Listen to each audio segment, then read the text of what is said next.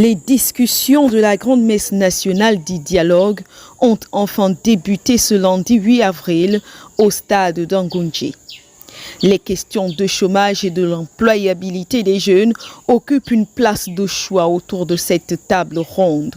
Une commission technique a donc été affectée pour ces questions.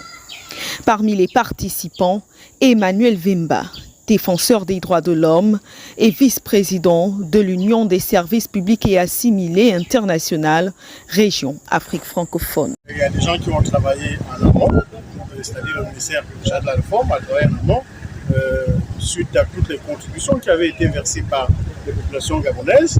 Et maintenant, nous sommes en commission technique pour essayer un peu de traduire en acte tout ce qu'ils ont sélectionné. Et nous pensons que 30 jours vont être largement suffisants afin que nous puissions fournir à la plénière ce que les Gabonais attendent de l'emploi, ce que les Gabonais attendent de la fonction publique et ce que les Gabonais attendent du travail. Parce qu'il s'agit de sélectionner, il s'est agi de sélectionner les experts en la matière et nous pensons que nous y arrivons. 3 sous-groupes dans cette commission pour mieux traiter ces problématiques. Le temps réservé au traitement de ces questions sera bien suffisant.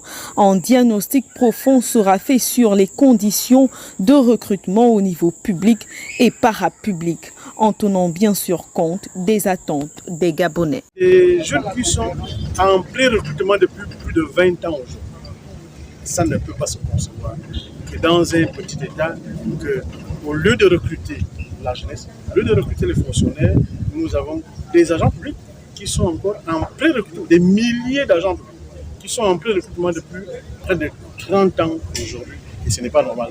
Et d'où notre présence ici pour présenter au CTRI qui a bien voulu convoquer ces assises, les résolutions issues de cette commission technique afin que les Gabonais puissent trouver de l'emploi et du travail.